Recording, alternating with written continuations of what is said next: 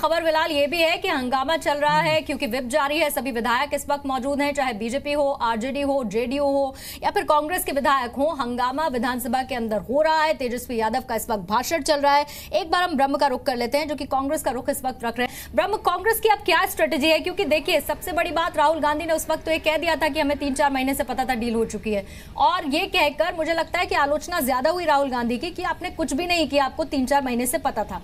लेकिन अब जैसी खबरें हैं, चूंकि बिहार में कांग्रेस के 27 विधायक हैं, खबरें लगातार ये हैं कि 17 से 18 विधायक टूट सकते हैं। क्या कांग्रेस इस बात को लेकर संतुष्ट है कि आरजेडी और उनके विधायक अपना काम कर रहे हैं, हंगामा कर रहे हैं बाहर लगातार, तो वो थोड़ा सा रिलैक्स हो सकते हैं? या कोशिश ये है कि ये जो 17 से 18 विधायकों की टूट हो सकती है, इसे बचाया जाए, और कैसे?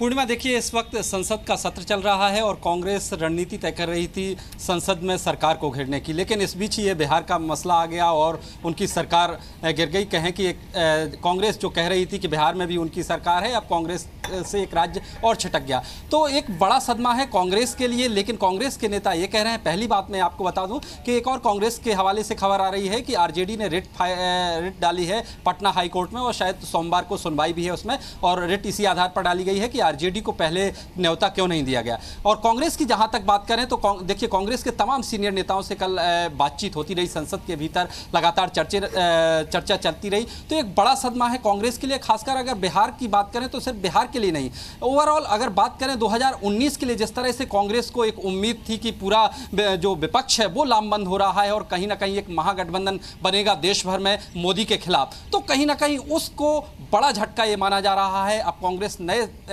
तरीके से, नए सिरे से अपनी स्ट्रेटजी तैयार करेंगे। लेकिन जहां तक बात आज करें कि जो कांग्रेस के 27 विधायक हैं, तो जो कांग्रेस नेताओं से, नेतृत्व से हमारी बात हुई है, पार्टी के जो बड़े लीडर्स हैं, उनका साफ तौर पर कहना है कि इसकी आशंका बहुत कम है कि उनका कोई भी विधायक टूटेगा, क्योंकि सभी को व्हिप जारी किया गया है और कोई भी अपनी सदस्यता जाने के डर पर पार्टी के बाहर जाके वोट नहीं करेगा, नीतीश के सपोर्ट में वोट नहीं करेगा। तो कांग्रेस के बड़े नेता इस बात से तो बिल्कुल संतुष्ट हैं। लेकिन दूसरी बात और मैं आपको बताना चाहूंगा, जो राहुल गांधी और शरद यादव की कल मुलाकात हुई थी, अंदर खाने से एक इस तरह की भी खबरें आ रही हैं कि शरद यादव जाएंगे तो कहीं नहीं, लेकिन एक टैक्टिक्स वो खेल रहे हैं कि कहीं ना कहीं जो जेडीयू के 2 मंत्री बनने हैं इसके बाद एनडीए में, तो कहीं ना कहीं मंत्री बनाने का भी एक अपनी तरफ से एक दबाव डाला जा रहा है। ये भी एक रणनीति है।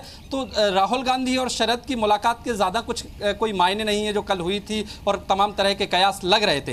लेकिन अभी की अगर हम बात करें तो कांग्रेस की निगाहें पटना पर है, क्या होता है उसके बाद कांग्रेस अपनी रणनीति तय करेगी। आगे की रणनीति और आगे बढ़ाएगी, मुझे लगता है 2 कदम और आगे बढ़ेगी। लेकिन आलोक मेहता, चाहे अली अनवर हो और चाहे शरद यादव हो, आप देखिए अली अनवर तो अपनी बात कह चुके हैं, लेकिन साथ ही उन्होंने ये भी कह दिया कि मैं पार्टी फोरम पर अपनी बात रखूंगा। शरद यादव अपने पत्ते खोलने के लिए अभी तक तैयार नहीं है।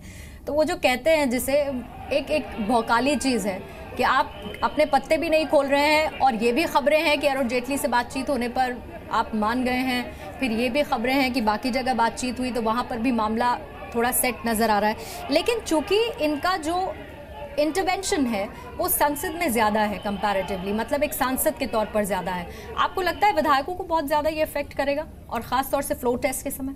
देखिए पूर्णिमा जी, उस फ्लोर टेस्ट पर नहीं करेगा क्योंकि बहुमत मिला है, लेकिन वहाँ भी जो शरद यादव पूर्णिमा जी बहुत पुराने नेताओं में से हैं, और एक समय में मैंने अपनी आंखों से देखा है जब ये लालू यादव और नीतीश को 5-5 हज़ार रुपये देते थे चुनाव जिताने के लिए, जिस समय चुनाव लड़ते थे। तो इसलिए आप ये मत मानिए कि ये खाली बारगेन अभी इस समय होगा। इस समय उनके लिए ये ठीक है कि वो मार्गदर्शक मंडल की तरह हो सकते हैं, जो बीजेपी में भी हुए हैं, तो या तो वो मान करके संतुष्ट हो जाएं। इसलिए अभी भी जो वो सबसे बात कर रहे हैं, चूँकि उनके संबंध कौन, उनके पिता, पूर्णिमा जी आपको मालूम नहीं होगा, उनके पिता कांग्रेसी थे, लेकिन 74 से जब वो स्टूडेंट थे शरद यादव, तब वो जेल में रह के कांग्रेस के खिलाफ, उसके बाद जयप्रकाश नारायण की वजह से चुनाव लड़े। तो जितने नेता इस समय देश में हैं, इंक्लूडिंग नरेंद्र मोदी, उनसे ज़्यादा वो सीनियर हैं लड़ाई में, और इसलिए उनका अपना, वो जो चाहेंगे कि ऐसा है, कल उनको कह दिया जाए कि राज्य मंत्री बन जाए ये कपड़ा मंत्रालय में, तो उस तरह का तो शायद स्वीकार नहीं करेंगे। लेकिन उनके संबंध उन सब नेताओं से हैं, इंक्लूडिंग नरेंद्र मोदी जी से हैं। अरुण जेटली तो बहुत बाद में पैदा हुए उस दृष्टि से कि राजनीतिक दृष्टि से उनके संबंध बहुत कम रहे। उनके संबंध इन सब लोगों से रहे जो जेल में ज़्यादा रहे, जिनके, वैसे अरुण जेटली भी जेल में रहे थे इमरजेंसी में, तो शरद यादव उनके पुराने नेताओं में से हैं, और इसलिए उनके संबंध उनसे भी हैं और कांग्रेस से भी हैं। और इसलिए कल ये भी हो सकता है कि वो रणनीति ये तय कर रहे हो कि प्रतिपक्ष के नेतृत्व के रूप में यदि उनको रखें, नीतीश नहीं है तो ये लोग बात नहीं कर रहे हैं, मीडिया में लोग सतह ही देखते हैं। आज भी यदि कांग्रेस में लेकिन अकल नहीं है, इसलिए दिनकर है। कांग्रेस ये चाहती है कि नेतृत्व सिर्फ उसके हाथ में रहे। जब तक कोई ऐसा नेता जिसकी छवि अच्छी हो, जैसे नीतीश की थी, उसी तरह से शरद यादव, ममता बनर्जी, कई ऐसे नेता हैं जिनको आगे रख करके प्रतिपक्ष, तो ये मानना कि आज से प्रतिपक्ष गठबंधन टूट गया, गठबंधन तो गड़बड़ हो ही गया है, लेकिन अभी युद्ध जारी रहेगा। और इसलिए मैं ऐसा मानना है कि शरद यादव दोनों ऑप्शन विचार कर रहे हैं, क्योंकि ये सही है, कैसी त्यागी तो ढुलमुल रहते हैं, तो वो हो सकता है इधर से उधर चले जाएं, वो चले ही जा रहे हैं उनको भी, लेकिन अब वो राज्यसभा में नहीं है, पवन वर्मा राज्यसभा में नहीं है, अली अनवर का कार्यकाल खत्म हो रहा है, मुस्लिम वैसे भी बनना नहीं है। तो ऐसी स्थिति में कौन बन सकता है? या तो वो उनके ऊपर शीर्ष हों, और नीतीश कुमार के साथ जब से अध्यक्ष पद इन्होंने छोड़ा है और नीतीश अध्यक्ष बने हैं, वो कारण से तब से ही दूरी तो हो ही गई थी, इसलिए वो दूर हो चुके हैं जेडीयू से। वो कमज़ोर भी हैं, चूँकि विधायक नीतीश के साथ है, जहाँ सत्ता है लोग उनके साथ रहते हैं, और उनके पास धन की सत्ता नहीं है न बल की सत्ता है। लेकिन हाँ, यादवों के नाम पर वो भी एक चेहरा है, मुलायम और लालू से बेहतर। तो अब देखना ये होगा कि प्रतिपक्ष उनको रखने के लिए क्या, प्रतिपक्ष में कितना दम है, कैसे सब संगठित होता है। तो हम लोग अभी भविष्यवाणी नहीं करते, लेकिन अभी जो कहा गया ना कि वो खत्म है अब उनके पास, वो तो एमपी है, खाली एमपी नहीं होना, एक होने से भी बहुत बड़ी ताकत हो सकती है। यानी कि आप ये कह रहे हैं आलोक मेहता कि अभी उनको कम आंकना मतलब बहुत बड़ी गलती होगी, और हो सकता है कि बड़ा उलटफेर भी उनकी तरफ से कर दिया जाए। नीलांजन, आपको क्या लगता है? क्योंकि शरद यादव, देखिए सबसे बड़ी बात ये कि हम ये इंतजार कर रहे थे कि शरद यादव कम से कम एक रिएक्शन तो देंगे।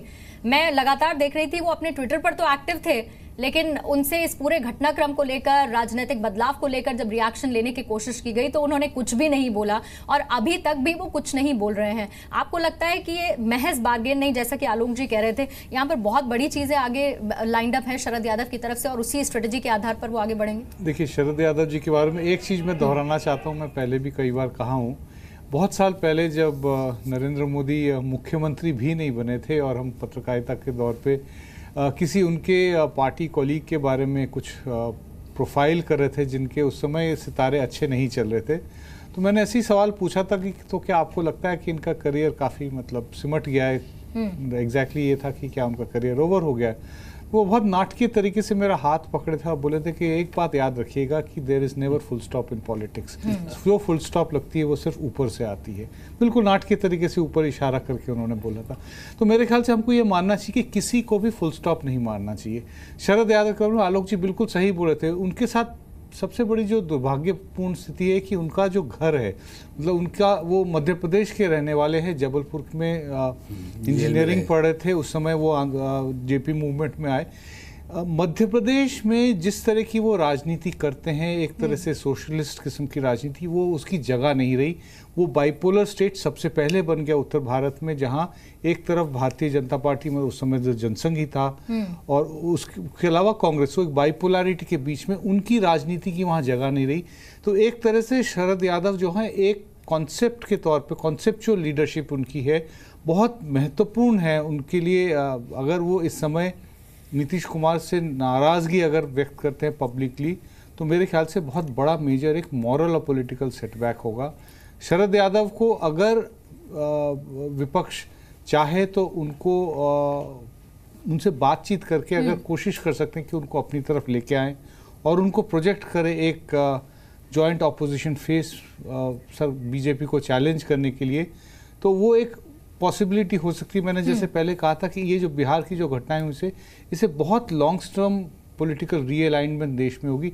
किस तरफ दिशा जाती है वो भविष्यवाणी करना बहुत मुश्किल है, लेकिन मुझे लगता है कि एक नई राजनीति की शुरुआत होगी। 2019 का कुछ आकलन तो हम कर ही पाएंगे इस पूरे घटनाक्रम के बाद। अभी करना बहुत मुश्किल है। मेरे ख्याल से एक सप्ताह के बाद थोड़ी सी ज्यादा क्लैरिटी आएगी। आलोक मेहता, चूंकि यहाँ आरजेडी का लगातार जिक्र भी हो रहा है और आरजेडी हम तस्वीरें देख रहे हैं, विधायक हंगामा कर रहे हैं, तेजस्वी यादव बहुत आक्रामक है। वो ये कह रहे हैं कि अगर नीतीश कुमार में हिम्मत होती तो मुझे बर्खास्त क्यों नहीं किया उन्होंने। हालांकि उनकी बर्खास्तगी को लेकर बयानबाजी लालू प्रसाद यादव की तरफ से भी हुई है और नीतीश कुमार ने भी अपनी बात कही, लेकिन आरजेडी की स्ट्रेटेजी अब आपको क्या लगती है, जिसमें अब ये भी देखना होगा कि बहुत सारे केसेस आप पर हैं, एफआईआर दर्ज हो चुकी है, पूछताछ लगातार हो रही है, कोर्ट में पेशी आपकी हो रही है। दूसरी तरफ तेजस्वी यादव भी हैं जिनका भविष्य अब अधर में लटका हुआ है। पूर्णिमा जी, एक बैकग्राउंड और साथ बताएं, जो इस तरह की राजनीति में जो लोग हैं उनकी आपराधिक छवि में नाम नहीं रहता। कई लोग इंक्लूडिंग अंसारी यूपी के मान लीजिए हैं जिनकी अपराध के मैं आपको रोकना चाहूंगी एक सेकंड के लिए सर। केसी त्यागी कुछ कह रहे हैं, उनको सुन लेते हैं। भ्रष्टाचार के मामलों में फंसे लोग और कमजोर लोगों में आत्मविश्वास नहीं होता है।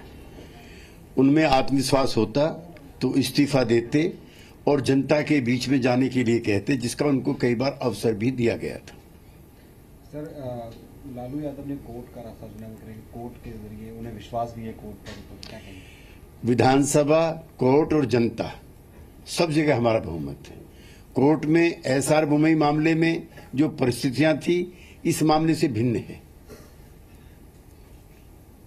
सर शरद यादव जी और अली अनवर जी थोड़े नाराज लग रहे थे, अब क्या वो मान नहीं, उन्होंने कुछ सुझाव दिए हैं जिनका हम स्वागत करते हैं और 19 तारीख को पार्टी की राष्ट्रीय कार्यकारिणी की बैठक बुलाई गई है। शरद यादव जी का केस भिन्न है, वो पार्टी के सर्वोच्च नेता हैं। जहां तक अली अनवर जी की शिकायतें हैं वो हम 19 तारीख को उनकी शिकायतों पर गौर करेंगे। सर क्या वाइस प्रेसिडेंट को लेकर कुछ परिस्थितियां चेंज होंगी या फिर? नहीं, पार्टी का अभी जस का तस स्टैंड है। कोई परिवर्तन की बात होगी तो नीतीश कुमार जी इसकी समय आने पर घोषणा करेंगे। सर फ्लोर टेस्ट है, उसके बाद क्या किस तरह का क्या मंत्रिमंडल का विस्तार होगा और बिहार अपनी नूतन ऊंचाइयों पर होगा। तो केसी त्यागी को अभी आपने सुना सर। केसी त्यागी के एक तो रिएक्शन पे आपका रिएक्शन लेना चाहूंगी और दूसरी तरफ जो हम बात कर रहे थे आरजेडी की स्ट्रेटेजी को लेकर। देखिए अभी आपकी बात हम लोग बात कर रहे थे, उन्होंने पुष्टि कर दी कि देखिए शरद जी को मना लिया जाए, क्योंकि देखिए ये सब लोग इतने उनके ऊपर निर्भर पहले रहे हैं राजनीतिक रूप से। धन उनके पास नहीं था शायद, वरना पार्टी उन्हीं के हाथ में रहती है। आप ये याद रखें, जिसके पास धन है वही पार्टी चला सकता है, मीडिया भी वही चला सकता है, हम और आप नहीं चला सकते। तो इसलिए ऐसी स्थिति में मुझे लगता है कि अभी शरद यादव जी को यदि कोई कुछ सम्मान के साथ रखा गया तो हो सकता है, क्योंकि मैंने कहा ना वो 74 से तो गैर कांग्रेसी लड़ाई लड़ते रहे ना, वो तो अटल जी की सरकार में भी शामिल थे। तो हो सकता है तो उनको सम्मान पूर्वक, खाली जेटली जी नहीं, हो सकता है मोदी जी भी उनसे बात करें, अमित शाह जी करें, कोई वरिष्ठ नेता भी बात करें। राजनाथ सिंह जी के साथ केसी त्यागी के बहुत अच्छे संबंध है, एक ही इलाके के थे। तो मुझे लगता है कि कुछ समझौते की संभावनाएं अभी हम इनकार नहीं करते, क्योंकि अपोजिशन भी अभी उस तरह से क्लियर नहीं है, कांग्रेस भी उस तरह से क्लियर नहीं है। दूसरी बात, अभी आप तो आरजेडी कर रही थी, तो मेरा अभी भी ये मानना है हमारे देश में जो लोग भावुक हैं, गरीब हैं, पिछड़े हैं, दलित हैं, उनके मन में या अपर कास्ट में भी जो ऐसे लोग हैं उनके मन में होता है हमारा नेता कौन है, हमारे लिए वो क्या कर रहा है, मेरे बच्चे के लिए किसने क्या किया।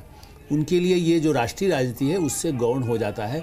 उनके अपराध, उनके भ्रष्टाचार, उनके वो सोचते हैं हमारे लिए किया। आपको याद है डाकू भी चुनाव लड़े और जीत गए, डकैत होने के बाद भी उनकी पृष्ठभूमि होते हुए, अभी भी कई आपराधिक पृष्ठभूमि के बाद भी चुनाव जीत रहे हैं। या तो बिल्कुल चुनाव आयोग या संसद ये पास कर ले कि जिस पर भी ऐसे कोई आरोप हो चुनाव ही नहीं लड़ सकेगा, तब शायद हमारी स्थिति सुधरेगी। लेकिन अभी भी आप इसलिए तेजस्वी यादव हो सकता है उनकी संख्या कम हो, लेकिन आज भी उनका एक वोट सपोर्टर है, वो खाली यादव ही नहीं है, वो दूसरी जाति के लोग भी संभव है। और ये इसीलिए जातिगत राजनीति कितना ही कहिए, लेकिन देश में हमारी जुबान बोलने वाला लालू यादव ने 15 साल इसलिए राज किया कि उसके उन लोगों को जुबान दे दी थी, रोटी नहीं दी, जुबान दे दी, और बाद में रोटी क्या अपने पास हीरे मोती काफ़ी इकट्ठे कर लिए, वो अलग बात है। उनके भ्रष्टाचार के आरोप यही एक परिणति जो उनको दुर्भाग्य कहना चाहिए देश का, कि ऐसे नेता जो जमीन से आए थे, जो 1000 रुपए जिनके पास नहीं होता था, ये जो चूल्हे पर जिनके यहाँ खाना बनता था, उसी जुबान का असर ये होता है कि जो आम आदमी होता है वो हमेशा के लिए आपका हो जाता है। फिर उसके बाद बदलाव की उम्मीद खैर उसमें कमी नजर आती है। निरंजन मुखोपाध्याय, मैं एम्बाय फैक्टर पर आपसे बात करूंगी, लेकिन उससे पहले एक बार रवि त्रिपाठी का हम रुख कर लेते हैं। रवि, आपके पास क्या डिटेल्स है? अभी तेजस्वी यादव का भाषण अभी चल रहा है। देखिए जी, बिल्कुल भाषण चल रहा है और अब एक चुनौती दी उन्होंने नीतीश कुमार को कि जो शराबबंदी का कानून वो बिहार में लेकर आया, जिसमें उन्होंने उनको सपोर्ट किया, तो क्या पूरे देश में वो शराबबंदी को लाने के लिए प्रधानमंत्री से अपील करेंगे, वो कानून लाएंगे?